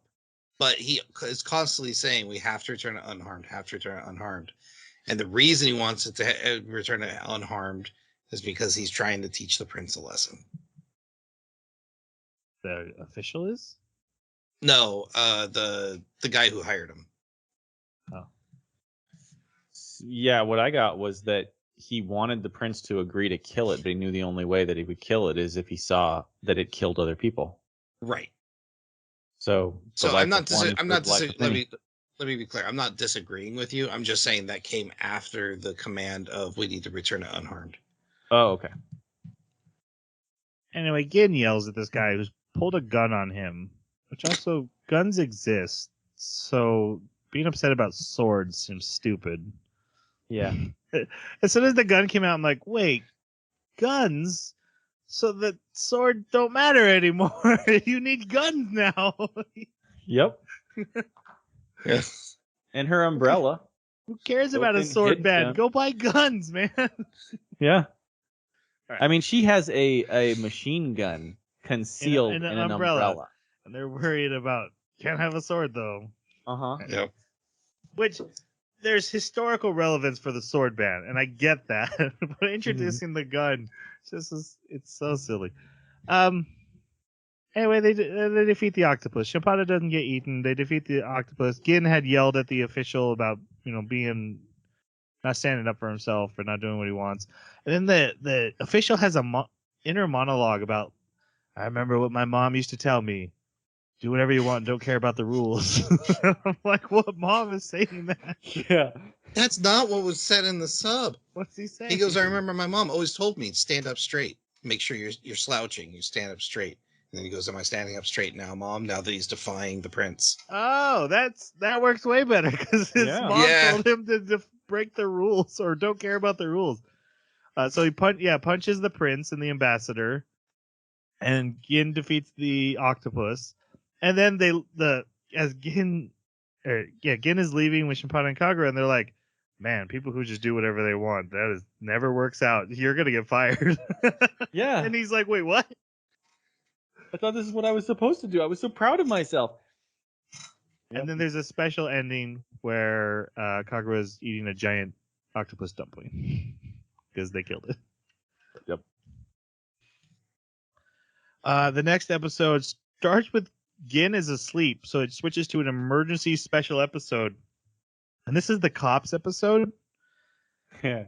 I J- like this one. I know you said that. I know. I was super disappointed they didn't fully commit to the bit, and I understand how hard it would be to do an anime episode in first person shaky camera view, right? You can't it's too much for the production. But man, I wanted it. I would have loved a whole episode that was just dedicated to one camera watching these characters, and then like you see Gin and Kagura in the background sometimes is like they're going about their day and they would just cross the path of the story a couple times. Mm-hmm. They barely committed to the bit, and I was super disappointed because of it. I did love the premise, though. Yeah. Yeah, and I think that's what I mean. Like, could they have done it better? I absolutely think so. But in the scale of what was available to watch episode to episode, it's still probably one of their better episodes. So in the episode, we see the special police doing different tasks. They take out, arrest a drunk. They direct traffic. They do early morning practice. It's 10 a.m. What is he talking about? Yeah. Early morning practice. Special shout out to Okita's swinging his sword with his mask on and snoring. And special shout out to Badminton Special Cop, who doesn't use a sword. He uses a badminton racket and practices all day long. I love him. Mm-hmm. But the main episode is about Kondo meeting Shinpada's sister when she's his waitress, and he asked her. He's got a hairy butt. Of course, he asked her what she would do if a man had a hairy afro. She was in love with him, and she said, "I would love him anyway, hairy butt and all." And hairy he's like, afro butt. Hairy afro butt, and so he asked her to marry him, and she punches him and tells him no. So he asks again the next day out on a telephone pole. She throws things at him, and he stalks her throughout town. And then the episode stops for Gin to complain that he has not been in the episode. I like I'm that. the star. This is a great like fourth wall break. Yep. It's kind of predictable. I've seen it done before. My name's the title. Why am I not been in the episode yet? Mm-hmm. But he also points out we haven't even had the opening yet, and he forces the opening to play in the middle of the episode. That was funny. But then they meet with Gin and they tell him about the stalker, and he's like, "Okay, I'm gonna deal with it." And he calls the stalker out, and Kondo's hiding in the restaurant they're in, and and she's like, "This is my fiance." And so Kondo, the chief of police, again, he challenges Gin to a duel. They go to the duel location, but Gin has to use the bathroom for a long time. He just has to stand. Wait, like a crowd builds up. They start selling snacks. Gin finally returns. Before we get into this, we have to remember, like, throughout the episode, when it keeps going back to the cops, they keep going like, "Where's Kondo?" And like, Hijikata keeps going like, he's the best, he's probably training by himself, or he's doing important paperwork with a government official, and this whole time he's just been chasing Shin's sister. Stalking. Yeah. So Gin finally returns from the bathroom after claiming he had to leave to do a bump And then it says, of sugar. of sugar. Which is just kind of weird. That's a weird yeah. random drug joke to just throw into Gintama. Anyway, he does this huge speech of like, I'm not betting with her life, I'm betting with my life. And he convinces them not to use swords. They're going to use the wooden swords. He's like, here, just use my wooden sword and I'll take the random kid's sword. And then they fight, but then Kondo's wooden sword just falls apart. He's like, wait, no, my sword. And Gin just walks up and smashes him and sends him flying. And then Gin reveals, who would use the sword of their enemy? What an idiot. I went and I filed it down and ruined That's what it. took me so long. You're so stupid. And I couldn't believe he actually admitted it. And all the other He's characters bloated. realize he cheated, and they start kicking him and telling him he's the worst. And he starts Full crying. Nelson while Kagura's kicking him. He's on the beach just crying. Why did anybody like me? And then the episode ends with Hijikata, the vice chief, seeing his boss beaten in the sand. Oh, and the TV saw it. Yeah, in a very Unflattering. Yes, in a very unflattering way. So the next episode, the secret police are upset about this, and they go hunting for Gin to get revenge and save the honor of the special silver-haired police. samurai. Silver-haired samurai. Meanwhile, Gin and his team are having an epic battle. Paper, rock, scissors. Because one of them has to do a job. And they don't want to. They want to make it. They do paper because the person that wants to hire them said, I only want one of you. And so they're not doing paper, rock, scissors for who gets to go, but for who gets to stay, because they're all lazy bums. Right. The recap. So they do this recap of like, how did we get here? One, it felt extra, but then because the guy who's hiring them is retelling the story, they have to keep touching him up to make him look beautiful. So even though he's just this bald old guy, like his face gets prettier and his chest gets bigger and he starts getting more naked. And they're like, we had to touch this up 5,000% because he made us. And then the conversation between Gin and the paper, rock, scissors duel is really funny too, because they start doing inner monologues and they're like, no, I can hear your inner monologue. Well, I can hear your inner monologue too. You're stealing our joke. This whole paper, rock, scissors thing, and I laughed. And then he's got like a family on his fingers instead of throwing paper. Yeah, they all throw the same thing, and then Kagura throws. What does she have on her hand? Like an axe or something?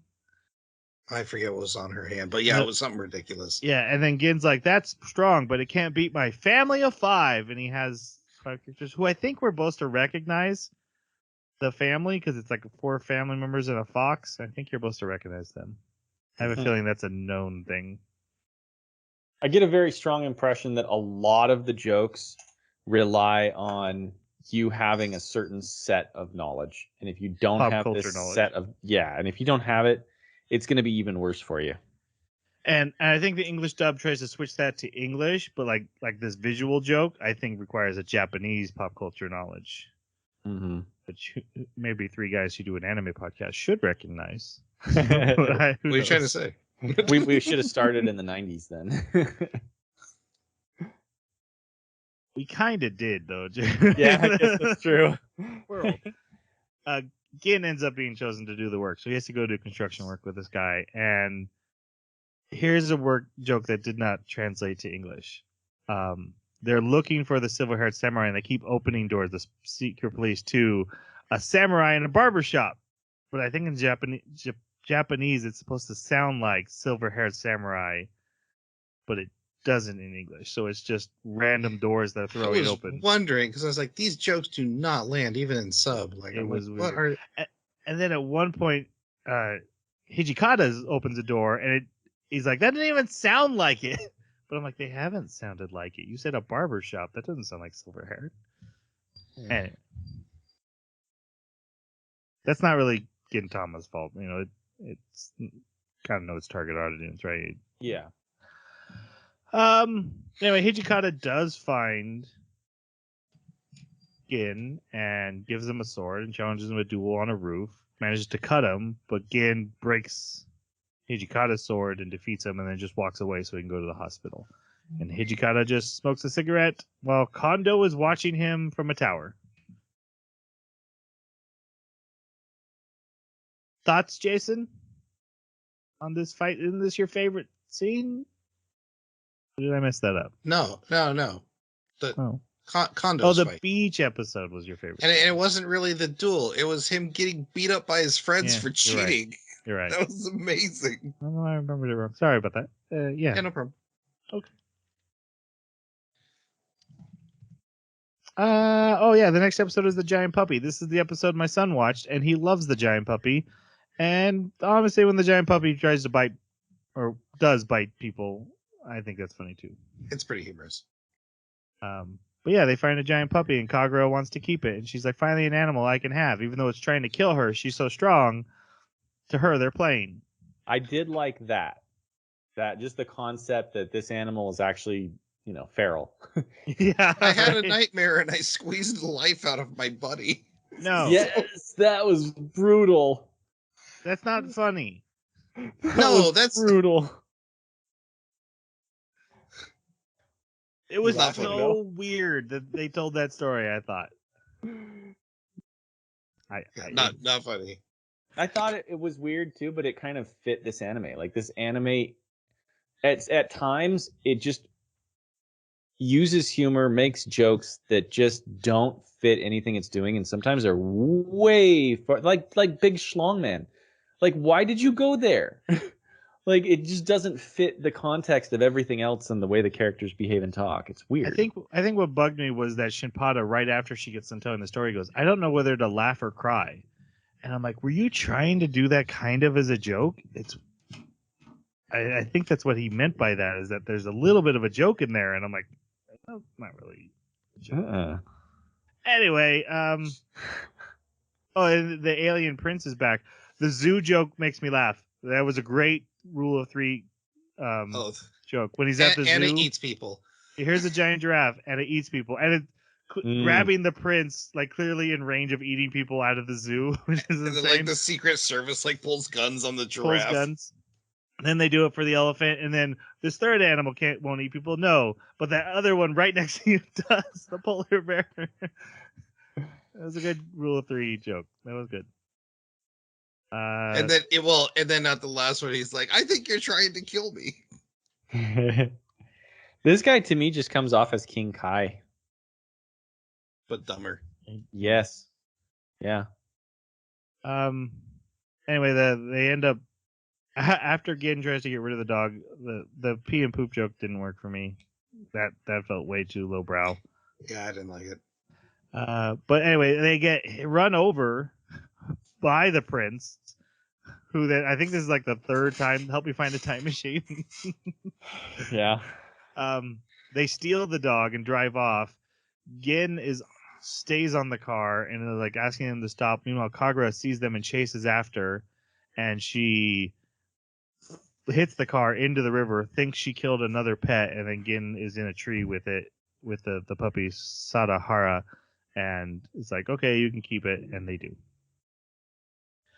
There is a side story about Hijikata and Okida looking for a pet to please the official, and Okida's thing is like he's just going to put a leash on his bosses, and at the end he's handing the leash to the Chief Kondo, and goes, don't forget to say bow wow.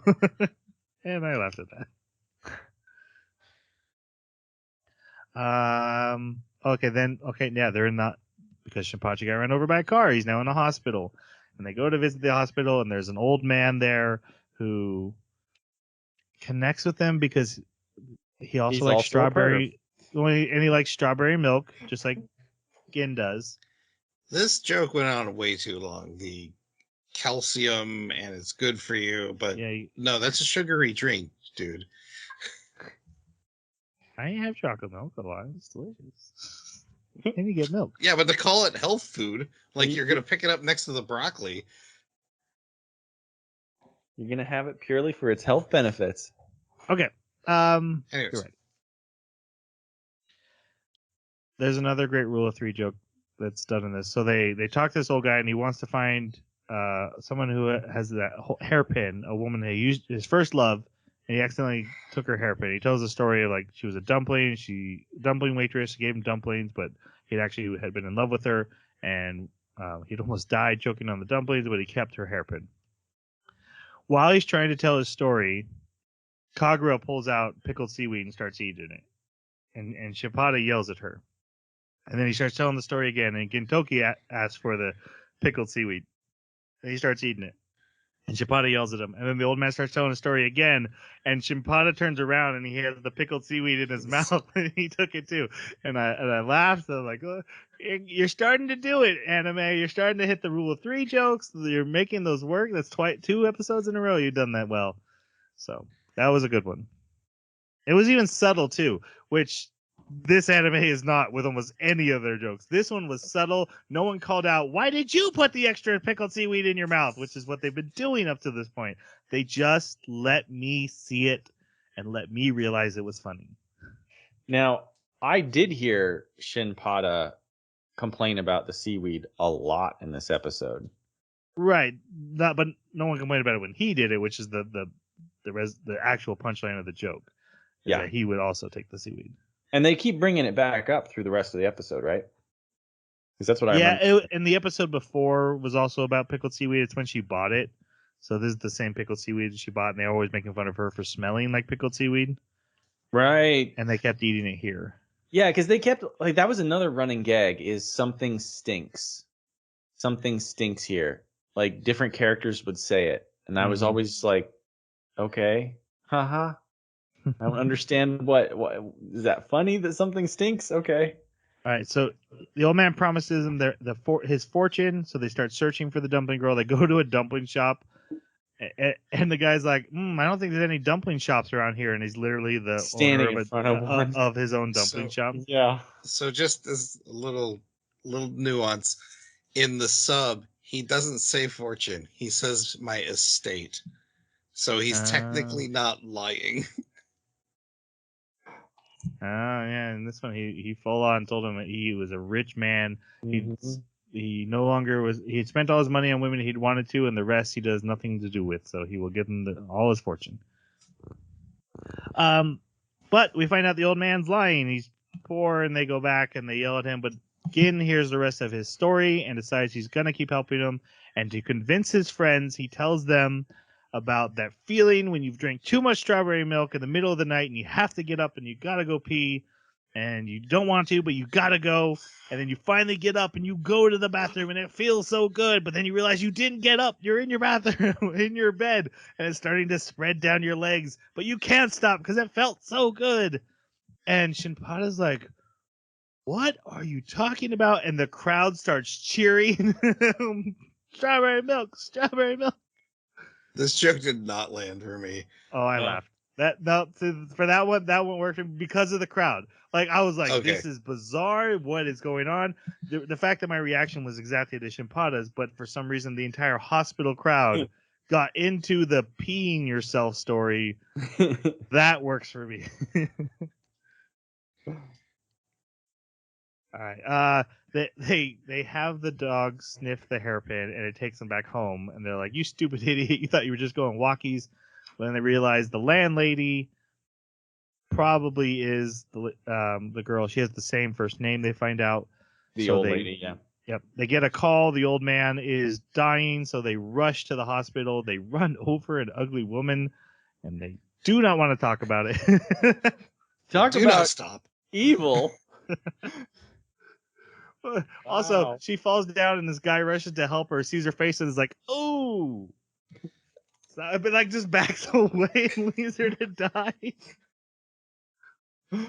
Anyway, they burst into the hospital, and the old man gets to see her and return the hairpin, and he sees her as the young girl she used to be instead of the ugly old landlady that she is now. And then they go home, and they're like, "Yeah, you didn't even recognize them," and it's hinted that she did, and so it was fine. Sweet ending. And the final episode, the landlady lets in a cat, but it's actually a cat lady who is actually a thief, and she steals from the group. And then they chase her down in a great. The chase I did laugh at because they steal someone's taxi, and then they're like, "We're gonna kill her," and they're like ramming everything along the way. They're driving sideways, and everyone's freaking out because Kagura's the driver. And they crash into the harbor, and then we find out that the landlady had found Gin a long time ago at her husband's graves, and had been bringing dumplings to her husband's grave, and he asked for the dumplings from her husband, ate them, and then as a vow to repay him, said he would always protect the landlady, which is why he actually lives above her this whole time, and why she doesn't actually kick him out. And then they catch the cat lady, Gin saves her from him, and the cat lady goes to jail, even though we know she's going to come back, because she was in the first and second episode. She works there. And the old lady says you can come back, and then she gives Gin his rent. You don't have to pay his rent, and that's the end. Yay! All right, no, we got it. We need to go to final reviews, but I do want to one last time because, and I don't think we didn't mean it this way, but let's connect these two comedy things we did. And just your last thoughts on what worked for you, why one worked for you and didn't for you. Jeremy, why don't you start, and then Jason, kind of you're the star here because you've had to stand alone, so I'll let you have the biggest spotlight. But Jeremy, why don't you start? So Space Dandy worked for me because I think that the comedy was more nuanced. I think that it didn't rely as much on dialogue. It relied more on visuals, and it relied more on letting you explore things that, as you saw them, were absurd. But also, it had like this tone of epicness to it, where when you would dive into something, especially Alien, it would just keep getting stranger and weirder and more interesting, and it really like clung to that. Whereas with Gintama, it just, to me, it came across as more juvenile, less subtle, less nuanced. The dialogue was very on the nose. It relied a lot on you having pre-existing knowledge of whatever joke they were making, rather than relying on comedy norms or ideas that would appeal or be something that you'd be able to see as like a fundamental idea, and you'd go, oh, okay, that's silly, that's stupid, that's crazy. Instead, it was almost like it was more jokes about, well, this is a common trope, so why would you do that thing that is always done in the comic trope? Like literally dialogue would be said like that. And I'm like, okay, so you're not just presenting the trope, you're also calling out and describing the joke you made. That kind of is a trademark of not a very well done joke. So yeah, I think that's the things that I saw the most difference between the two. For me, I think it has a lot to do with the main characters. Because I've already made the point about continuity, and you've got the more ecchi jokes versus situational jokes. And I think because I could relate better to these characters than I could with the characters in Dandy, is why I felt I felt the comedy was better. I also like that deadpan, matter of fact comedy works pretty well for me. This wasn't I'm laughing the whole time comedy. Right. Like that, I don't put this up on a pedestal, but as far as in comparison, I do like this much better than I did Dandy. I I found the I guess the jokes, especially the visual jokes in Dandy, to just be too abstract. It's where I just didn't quite understand what I was seeing, or I didn't think it was the silliness and the strangeness of it was very funny. But with Gin, these situations are things I can imagine myself being in, but also like because they're terrible people, when they do the terrible thing, it's the more extreme version of what a normal person would do in that situation. Therefore, I find that funny. Pass. No, you can't I don't think pass. so. I don't think so. One, I don't really want to take away your spotlight. I really did want to highlight what you were bringing to it because you've been on the minority for 2 episodes in a row, and so it's not really totally fair for me to do a full rebuttal unless you want to go again. But I guess like we said, it's very subjective. Absolutely. I think the question would be, would you agree with Jeremy's assessment over mine? Oh, you're assuming I listen to you guys. Fair. The host speaks. He doesn't listen. I'm thinking about what we got to do next. No, I don't really agree with yours, Jason.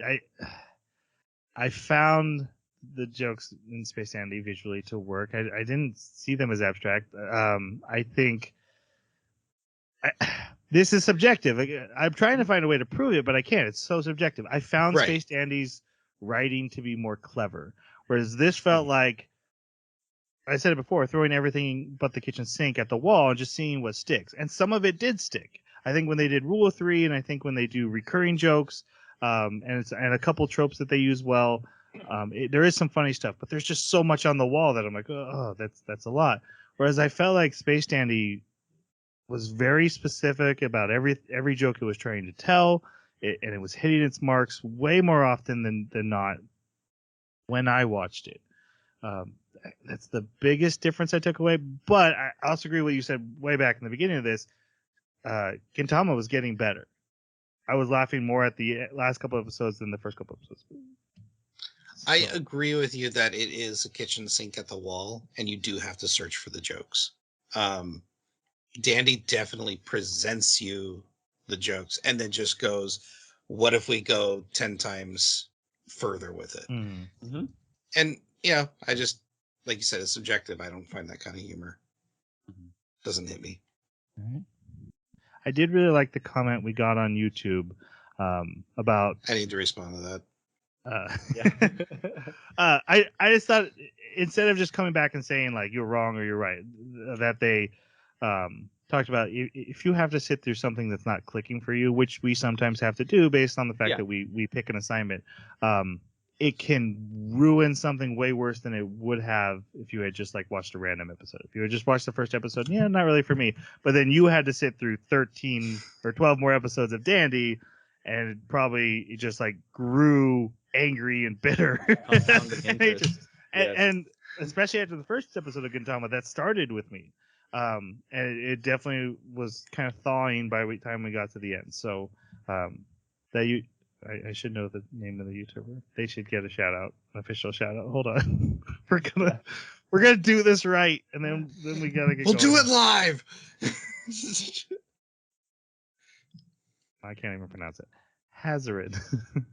Hazarin, your YouTube comment was Jason's going to respond, and you guys can even argue back and forth. I just felt that was really a great way of presenting it. And what we try to do here is present different opinions and accept that we have different opinions. And I just really like that someone offered a comment where they did that and didn't just say, you're wrong for this. They said, hey, I get it. I've been there. Not in this one, but I totally get what you're doing. I wanted to give that a shout out. We need to be done, though. I'm tired. So, our next anime, Chainsaw Man. Have you heard of it? It's kind of been a big deal. OP's fire. Wait, If we you didn't have- give our reviews. If you have thoughts, Troy is so done. We didn't give 2. oh yeah, we do scores, don't we? He's so done. What are you doing? You didn't finish the episode. No. That was my Gintama impression. All right, Jason, your pick. You do your score. All right. Like I said, it wasn't like belly laugh every episode. I did find some of it humorous. The storyline's not fantastic, and there is very little Sakura like ever. But Ga. I'll- Sakuga. Sakuga, whatever. What's Sakuga? Like pretty visual event. When you So, spend like- your budget to make something look good, it's in every Right. single episode of Space Dandy. Oh, So- okay, gotcha. Basically, like your opening or a really big fight scene where the animation's just One Punch Man versus Genos. That is Sakura. What? How would he say it? Sakuga. Sakuga. Just with a G instead of an R. 3, very middle of the road for me. Okay. All right. Jeremy? As I said, 2. I bet I can guess. Yeah. It's not a 1. It's not a 1. I don't hate it. I think it has a lot of potential. I did enjoy some of the jokes. It's just that the number of jokes I enjoyed was so small compared to the number of jokes that were thrown at me. And I usually don't have a problem just continuing to watch a show, even just to dissect it, when I don't like it. But because this is just supposed to be pure comedy and it was failing in that regard for me, it was enough to where I was finding myself distracted. So yeah, I got to give it a 2, but it's not a 1. 2 for me as well. I can definitely say it needs an asterisk though. I watched the English dub and it was terrible. I honestly had a pretty rough week, and mood affects comedy, and so that could also be why some jokes weren't landing. And the week went better as it went on, so maybe that's why episodes got better. But I also think it was getting better. I had a hard time making myself. Okay, I got to watch another episode, and I got to write down what's happening. It's very hard to take notes here because it was all over the place. And even tonight to do the recording, I'm like, man, I hardly have any interest to talk about this. Whereas like Space Dandy, I was like, oh my gosh, we gotta talk about Space Dandy. So many things. Here I was like, yeah, we're gonna talk about. And Gintama. we are so far in the minority of the rest of the anime community. You know how highly rated this show is? Yes. Yeah. It's considered like the best, right? Like all time. Yeah. So, It's got to be just those scores are taking into account the full thing. That's got to be what it is. Or there's a lot of 11-year-olds on my anime list. It's reviews. trolls. It's trolls and yeah, bots. it's bots. Okay. All right. If you have thoughts on Gintama, I'm allowed to do this now, right? Yes. Okay. Hell, This time only. Thoughts on Gintama. Someone's been had a pen out and they're like, tell me the dang website. Our Twitter, you can reach us at Baka Podcast. No? Yes? Guys, I've done this before, right? Yeah. I'm so tired. At Baka Podcast is our Twitter. Our website is the animebakaclub.com. And you can hit the contact us button. Or wherever you're listening, watching this, there's probably a comment section. It probably we get notified. If you've tried it like 5 times and haven't heard back from us, you are on a weird website that might have spyware. Go to YouTube or Spotify.